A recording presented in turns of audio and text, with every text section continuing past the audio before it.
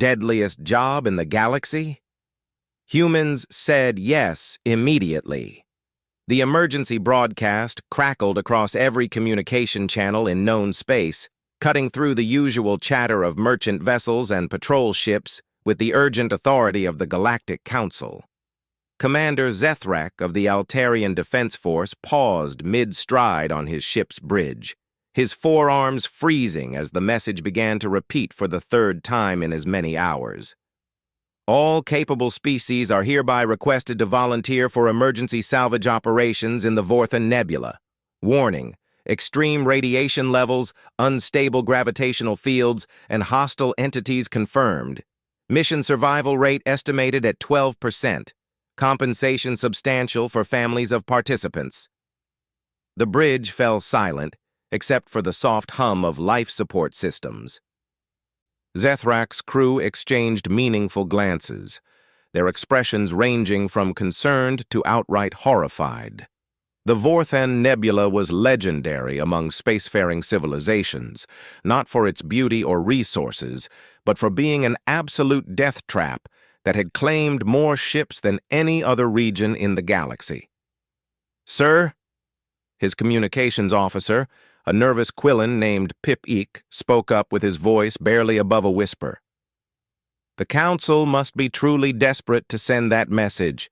The Vorthan Nebula hasn't been successfully navigated in over 2 centuries. Zethrak nodded grimly. The nebula was formed when 3 massive stars had gone supernova simultaneously, creating a chaotic soup of radiation, twisted space-time, and exotic matter that defied conventional physics. Ships that entered either never returned or emerged as irradiated hulks with their crews driven mad by exposure to unknown energies. The fact that something valuable enough to risk lives for was trapped inside meant the situation was dire indeed. Across the galaxy, similar scenes played out on thousands of ships. The proud Zentaurian Empire, known for their military prowess, held emergency council meetings where generals shook their heads and spoke of honor not extending to suicide missions. The technologically advanced Corellian Union ran probability calculations that showed success rates so low, their computers initially flagged them as errors. Even the mysterious Phalanx, with their reality-bending abilities, declined after their seers reported visions of endless screaming void. The response was universally the same: polite declinations, offers of material support, and suggestions that perhaps the mission should be reconsidered entirely. Then humanity received the message. Captain Sarah Chen was enjoying what passed for coffee aboard the exploration vessel Curiosity's Edge when her first officer, Lieutenant Marcus Webb, burst into her quarters with unusual excitement. The man was typically calm to the point of being catatonic, so seeing him animated immediately caught her attention. "Captain, you need to see this," Marcus said, his tablet already extended toward her. "The Council just sent out an emergency request. They're looking for volunteers for a salvage mission." Sarah raised an eyebrow as she read through the message, her expression shifting from casual interest to something that Marcus had learned to recognize as dangerous enthusiasm. It was the same look she'd worn when they'd decided to map the interior of that black hole, or when they'd volunteered to make first contact with the carnivorous plant civilization of Verdania Prime. "A 12% survival rate?" Sarah asked, setting down her coffee with the care of someone trying not to betray their excitement. "In the Vorthan Nebula? What exactly are they trying to salvage that's worth those odds?" Marcus consulted his tablet again. "According to the extended briefing, it's a Forerunner artifact. One of their research stations was discovered drifting in the nebula's outer edge. The preliminary scans suggest it contains technology that could revolutionize space travel, medicine, and energy production. The kind of discovery that comes along once in a millennium." Sarah's grin widened. The Forerunners were an ancient race that had vanished from the galaxy millions of years ago, leaving behind only scattered ruins and technology so advanced it seemed like magic to current civilizations. An intact research station would be the archaeological find of the century, assuming anyone could survive long enough to study it. "And they're offering substantial compensation to families?" Sarah asked. "Enough to set up entire bloodlines for generations," Marcus confirmed. "The Council is taking this seriously. They've also promised that any technology recovered will be shared freely among all contributing species." Sarah stood up and began pacing. A habit that her crew had learned meant she was either planning something brilliant or something that would get them all killed.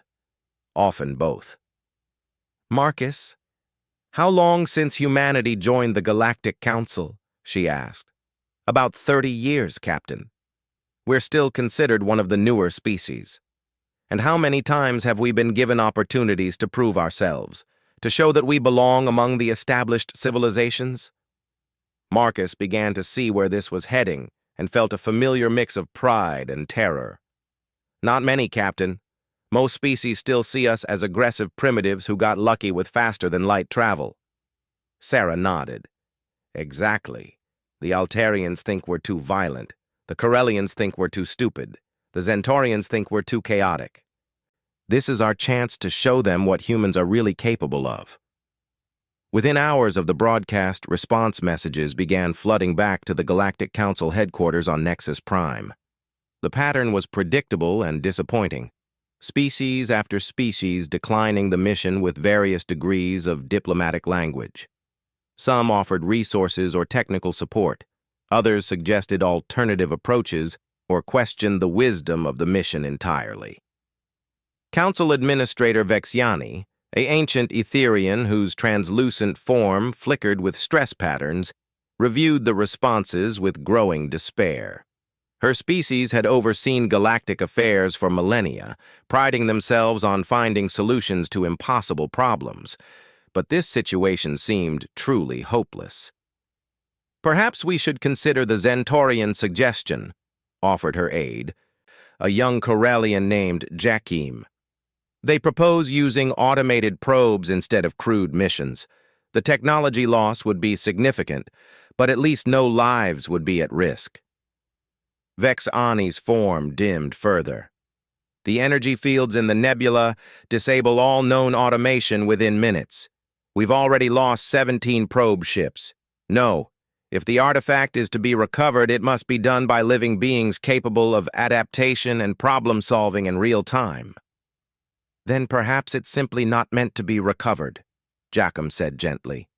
"Sometimes the universe protects its secrets for good reason." Before Vexiani could respond, her communication console chimed with an incoming message.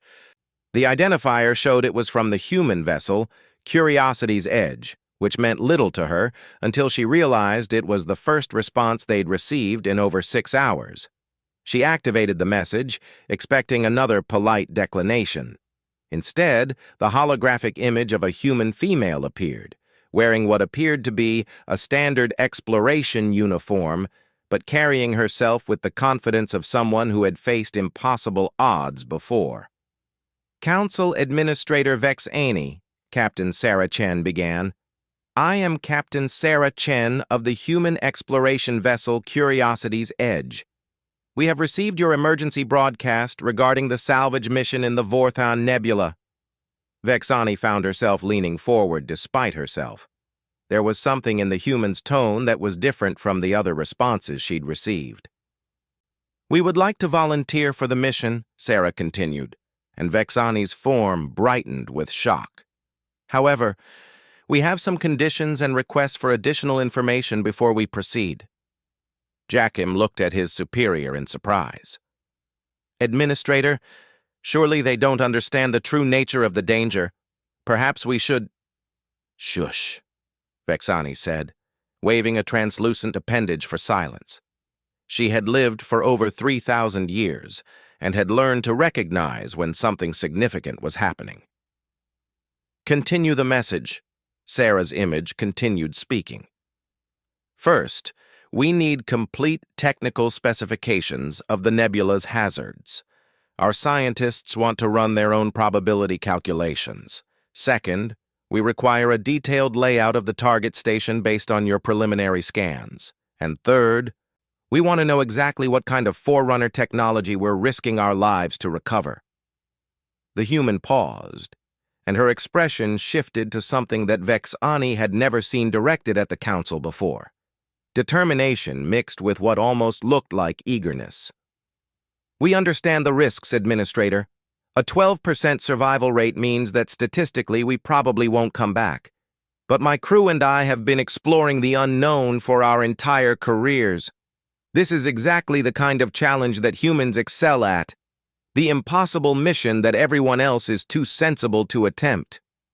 Sarah's image smiled, and Vexani felt a chill that had nothing to do with temperature.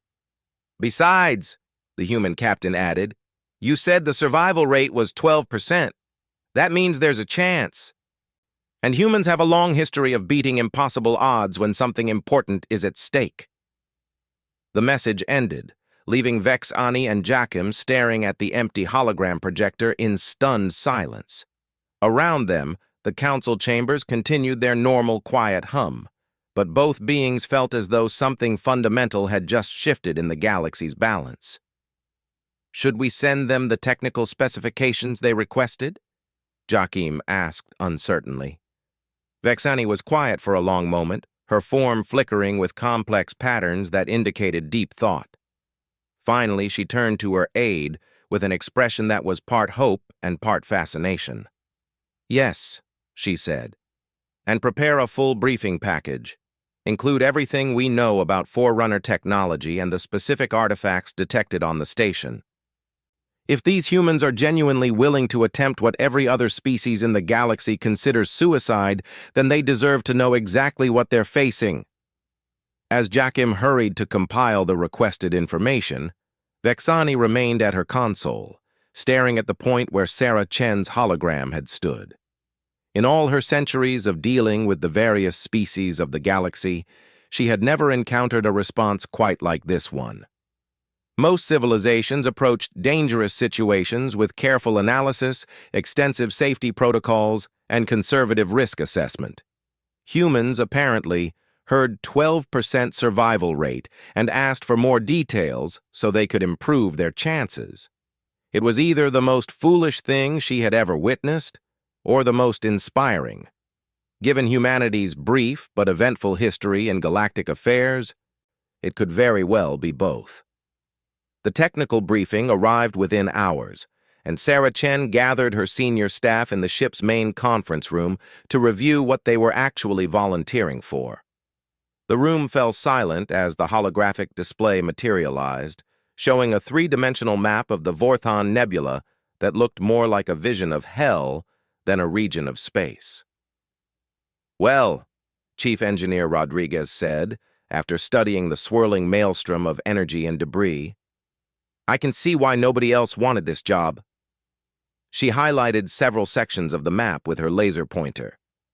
We've got gamma radiation levels that would cook most species in minutes, gravitational anomalies that could turn us into pasta, and something called temporal displacement fields that apparently make time hiccup. Dr. Amanda Foster, their xenobiologist and archaeologist, leaned forward to examine the target location. The Forerunner station is here, approximately 47 light hours inside the nebula's densest region. According to these scans, it's a research facility focused on dimensional mechanics and consciousness transfer technology. Consciousness transfer? Lieutenant Webb asked. You mean moving minds between bodies? Among other things, Amanda confirmed, her excitement barely contained despite the obvious dangers. The preliminary data suggests they were working on technologies that could fundamentally change how we understand existence itself. Reality manipulation, temporal mechanics, maybe even communication with parallel dimensions. Sarah studied the rotating hologram, noting the various hazard zones marked in increasingly alarming shades of red. Rodriguez, give me the honest assessment. Can the Curiosity's Edge survive this? The chief engineer was quiet for a moment, running calculations on her tablet. Maria Rodriguez had served on exploration vessels for 15 years and had a reputation for being brutally honest about what was and wasn't possible. Her crew trusted her to tell them when a mission was doable versus when it was pure suicide. "Our radiation shielding can handle the gamma exposure for maybe 6 hours before it starts breaking down," she said finally. "The gravitational fields will stress our hull, but we've dealt with worse near that black hole last year. The temporal displacement is the real problem. If time starts flowing differently for different parts of the ship, our systems could desynchronize and tear us apart from the inside. So we'd need to move fast," Sarah concluded. "Extremely fast. Get in, grab what we can, get out before the nebula kills us." Rodriguez paused, then added with the ghost of a smile, "Of course, the fact that we're even considering this probably proves the rest of the galaxy is right about humans being completely insane." Dr. Foster pulled up another display showing the interior layout of the Forerunner station. "The good news is that the station appears to be mostly intact. The bad news is that it's also apparently inhabited." That got everyone's attention. "Inhabited by what?" Webb asked. "Unknown," Amanda admitted. "The scans show life signs, but they don't match any known species. They could be forerunners who've somehow survived for millions of years. Or they could be something else entirely. The energy signatures are unlike anything in our databases." Sarah felt the familiar thrill of genuine exploration mixed with mortal danger. This was why she'd joined the Exploration Corps in the first place. Not for the safe, mapped sectors near Earth, but for situations exactly like this where humanity could discover something that would change everything. "All right," she said, standing up. "Rodriguez, I want you to start modifying our shielding. See if you can boost our radiation protection and find a way to keep our systems synchronized if we hit temporal fields. Foster, start researching everything we can about Forerunner technology and how to interact with it safely. Webb, coordinate with the Council for any additional information they can provide." "And what are you going to do, Captain?" Rodriguez asked. Sarah's grin was the same one she'd worn when they'd decided to fly through a solar flare to rescue a disabled cargo ship. "I'm going to figure out how to turn a 12% chance of survival into something closer to 50%. While the Curiosity's Edge prepared for their mission, word of humanity's acceptance spread throughout the galaxy with remarkable speed.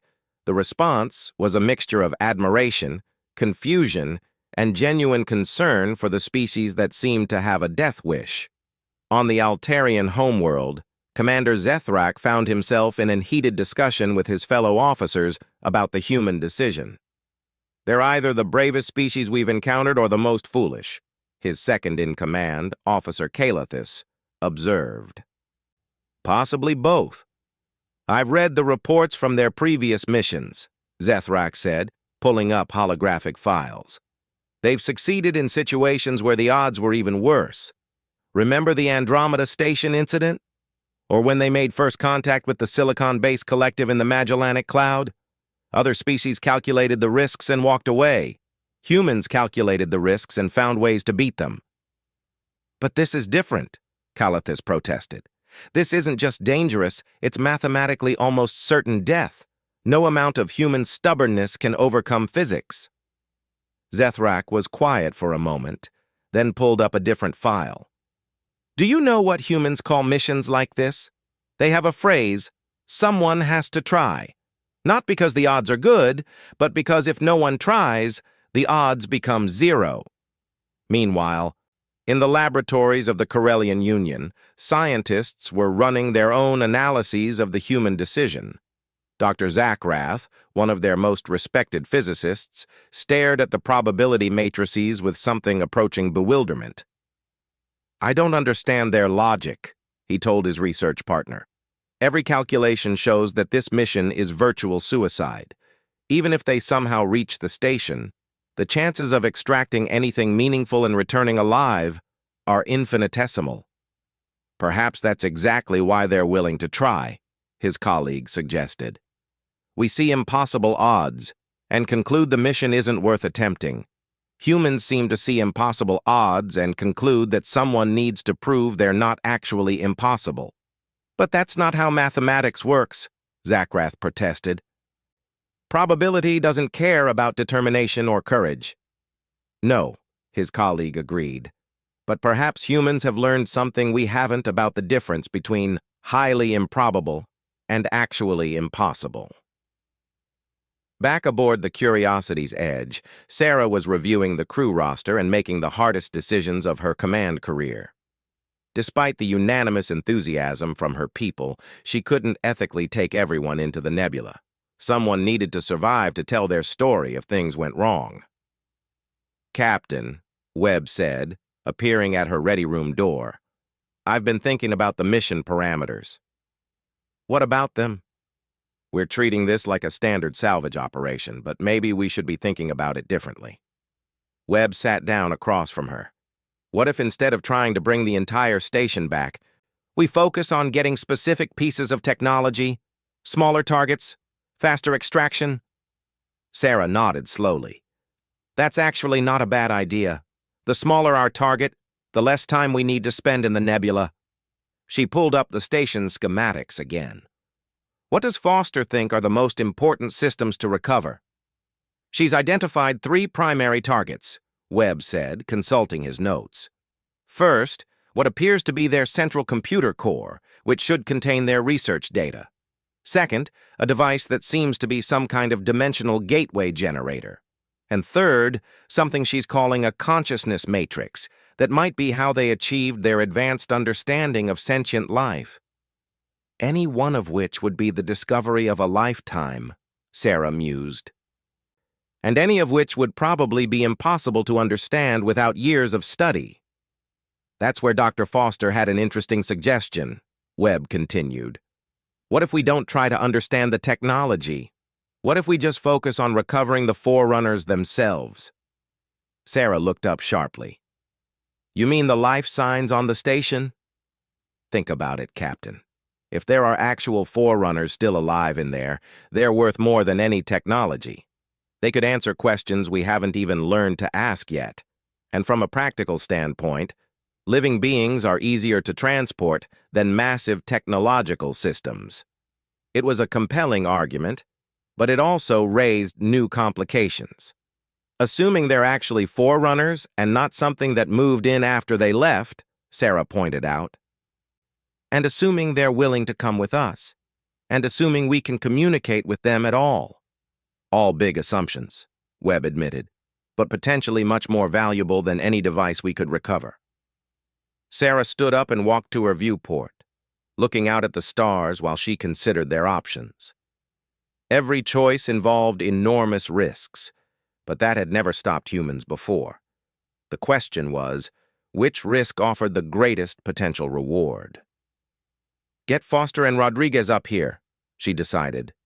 If we're going to modify our mission parameters, I want everyone's input on how to do it safely.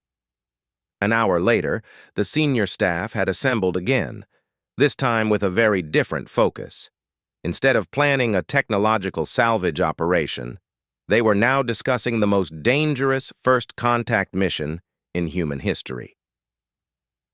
The biggest challenge is that we don't know what we're dealing with, Dr. Foster explained.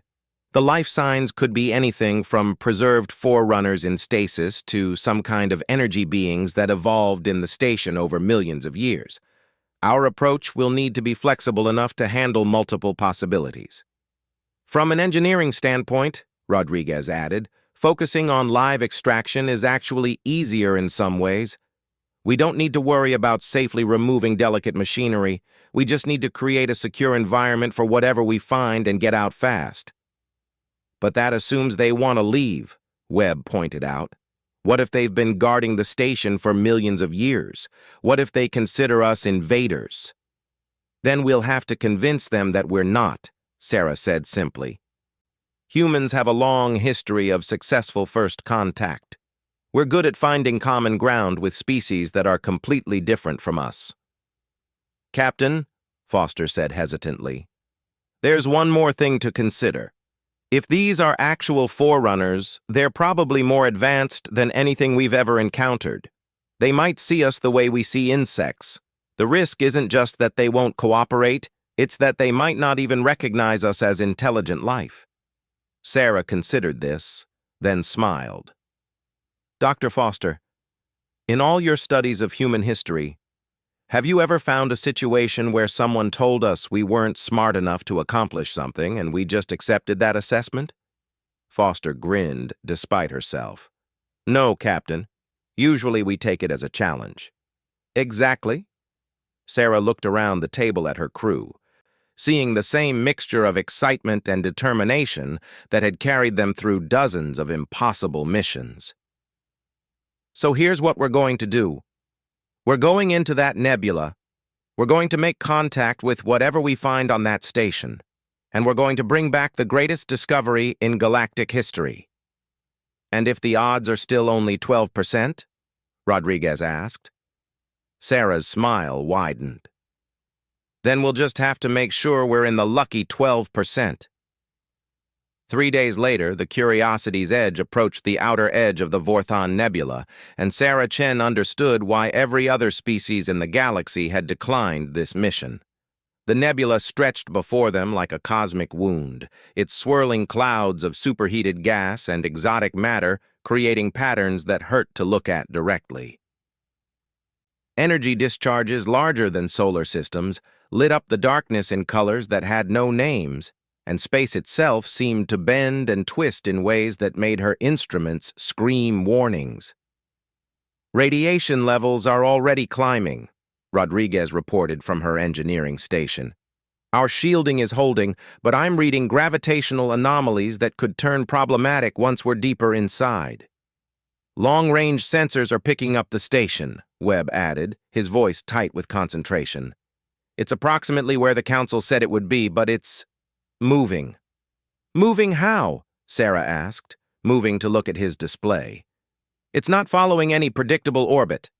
The gravitational fields are bouncing it around like a ball in a pinball machine. We'll need to intercept it during one of its stable periods, and those only last about 20 minutes at a time. Dr. Foster looked up from her xenobiology console. I'm detecting those life signs more clearly now.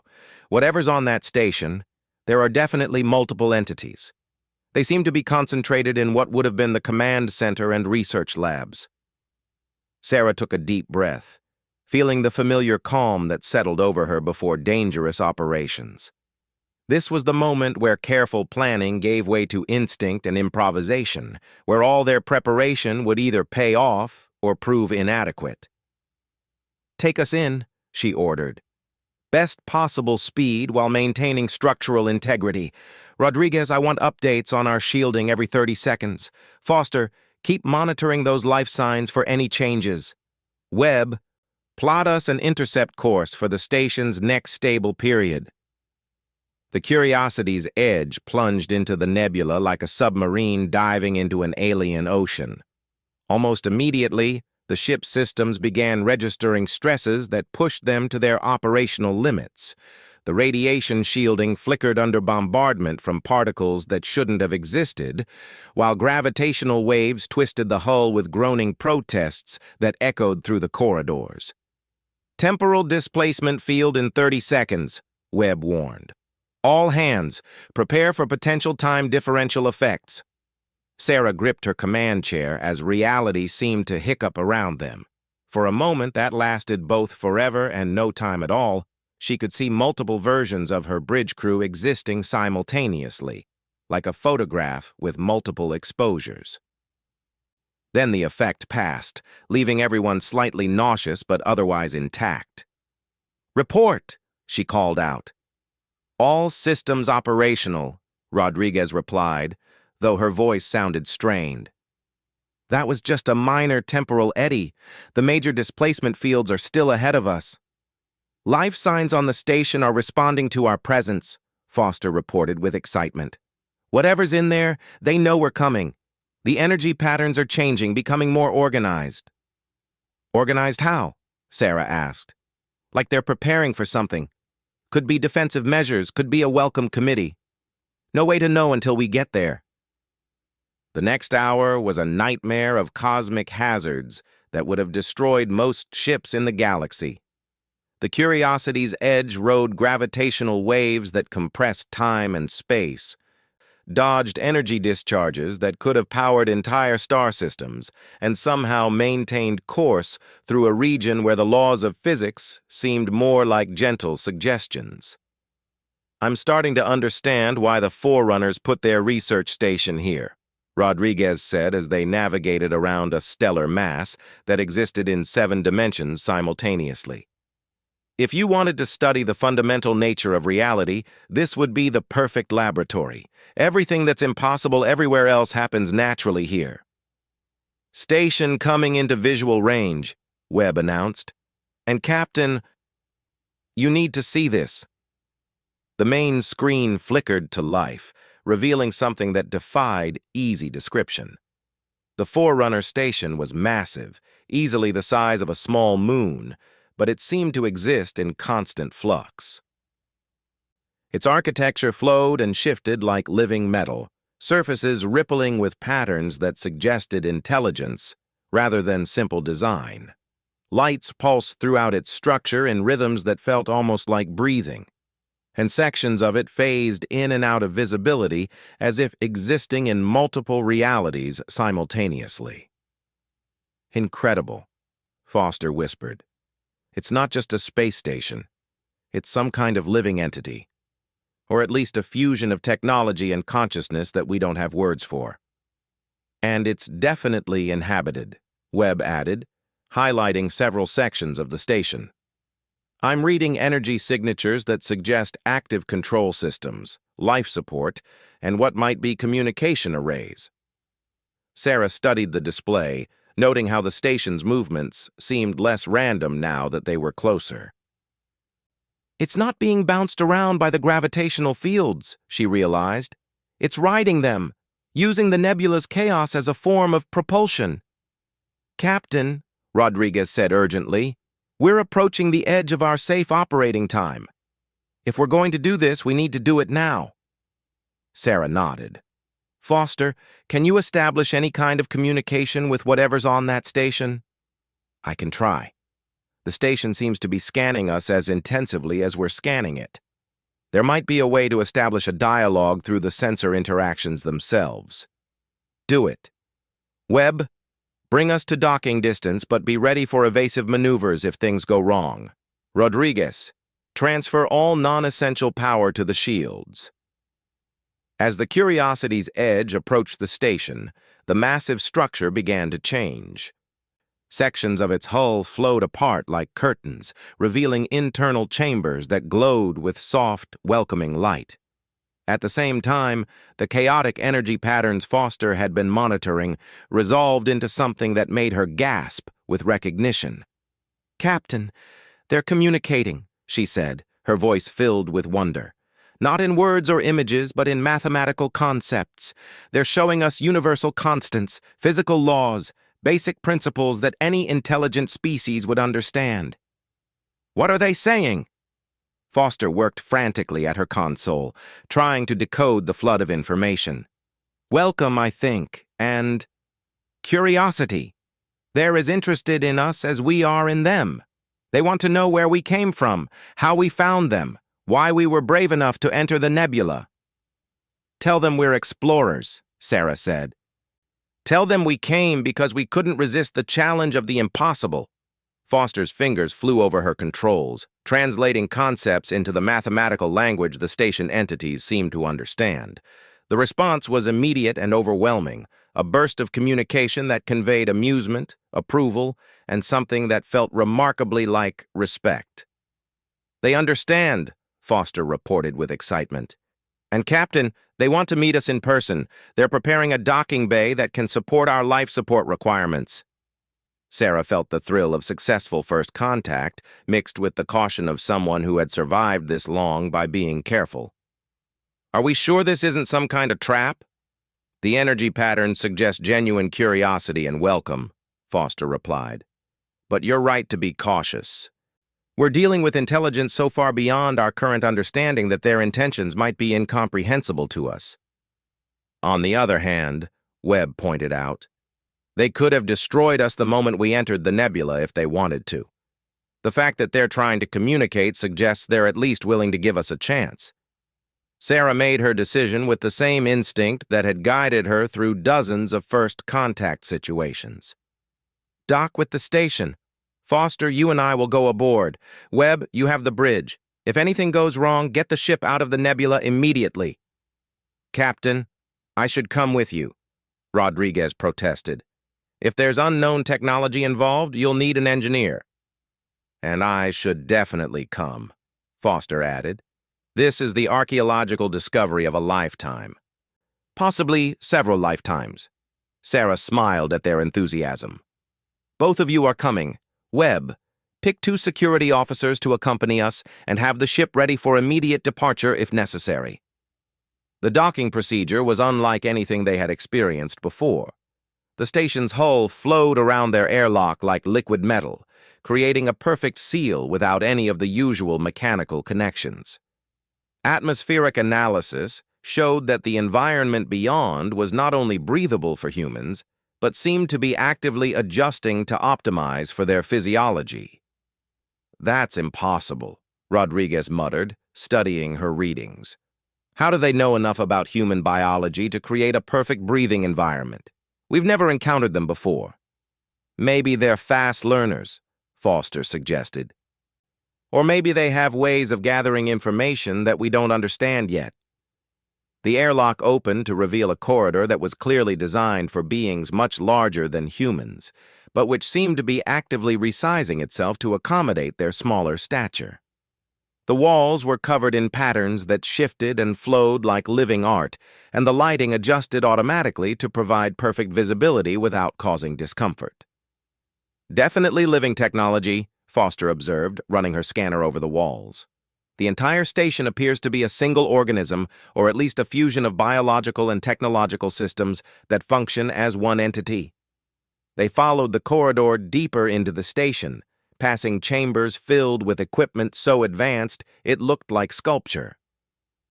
Some rooms contained what appeared to be star maps showing galaxies that might not have existed yet, while others held devices that bent space around themselves in ways that made Rodriguez's engineering training feel woefully inadequate. Captain, one of their security escorts said nervously, we're being watched. Sarah looked around but saw nothing except the flowing patterns on the walls. Watched by what? The patterns, the security officer replied. They're following us, responding to our movements. I think the station itself is observing us. Foster checked her readings and nodded. He's right. The entire structure is alive and aware. We're not just exploring a building, we're walking through the body of an intelligent entity. They reached what appeared to be a central chamber, a vast space that curved away into infinity despite being contained within the station's hull. At its center stood something that took several moments for their human brains to process, a collection of beings that seemed to exist in more dimensions than the standard 3, their forms shifting between energy and matter in patterns that suggested thoughts made manifest. Forerunners, Foster whispered, her voice filled with awe. The beings noticed their arrival and approached with movements that were less walking than flowing through space itself. As they drew closer, Sarah realized that they weren't quite solid in the way humans understood solidity, but they were undeniably alive and intelligent. One of them extended what might have been an appendage. And suddenly Sarah's mind was filled with concepts and images that bypassed language entirely. She saw the history of the Forerunners, their evolution from physical beings to something that transcended matter and energy. She witnessed their research into the fundamental nature of existence, their discoveries about consciousness and reality that had allowed them to become something beyond traditional life. But most importantly, she understood why they had remained hidden in the nebula for so long. They were not hiding from the galaxy, they were protecting it. Their research had revealed dangers in the deeper structures of reality, cosmic threats that required guardians who could exist outside normal space-time to monitor and defend against. You came here despite impossible odds, the communication continued, flooding her mind with approval and wonder. Your species shows the same curiosity and determination that once drove us to transcend our original forms. You have passed a test we have waited eons to administer. A test? Sarah managed to think back at them. The test of whether intelligence can overcome fear when something truly important is at stake. Most species calculate risks and choose safety. Your people calculated risks and chose to act anyway. This is why we believe humanity may be ready for what we have to offer. The implications hit Sarah like a physical blow. This entire situation had been a test, not just of human courage, but of human character. The Forerunners hadn't been trapped in the nebula. They had been waiting for a species brave enough and curious enough to attempt the impossible. "What are you offering?" she asked. The answer came not in words, but in a download of knowledge that made her gasp. Technologies that could revolutionize space travel, methods of communication that spanned galaxies instantaneously, and perhaps most importantly, an invitation to join a network of intelligence that existed beyond the physical universe. "But first," the Forerunner continued, "you must prove that your species can handle such knowledge responsibly. Return to your people. Share what you have learned. Show the galaxy that courage and wisdom can coexist. When humanity is ready, we will contact you again." Sarah felt herself being gently but firmly guided back toward their ship, along with her crew who had experienced similar communications with other Forerunners. As they reached the docking bay, she turned for one last look at beings who represented the future of intelligence itself. "Will we see you again?" she asked. "Sooner than you think," came the reply. "But first you have work to do. The galaxy is about to change, and humanity will need to be ready to help guide that change." The trip back through the nebula seemed almost easy compared to their inward journey, as if the cosmic storms were parting to speed them on their way. As the Curiosity's edge emerged from the swirling chaos and back into normal space, Sarah found herself facing a communication console filled with incoming messages from the Galactic Council. "Captain," Webb reported, "we're being hailed by every major species in the galaxy. Word of our mission has spread, and everyone wants to know what we found." Sarah looked at her crew, all of whom were still processing the incredible experience they had shared. They had entered the nebula expecting either death or the discovery of ancient technology. Instead, they had found something far more valuable: proof that intelligence could evolve beyond its origins, and an invitation for humanity to join that evolution. "Tell them we found exactly what we were looking for," Sarah said, settling into her command chair with a smile, "and that the deadliest job in the galaxy just became the beginning of the most incredible journey in human history." As messages of congratulation and desperate requests for information flooded their communication systems, Sarah Chen looked out at the stars with new understanding. Humanity had passed their first major test as a spacefaring species, proving that they could overcome impossible odds when something truly important was at stake. Now came the harder challenge, proving they were wise enough to deserve the incredible gifts they had been offered, and brave enough to help guide the galaxy toward a future that none of them could yet imagine.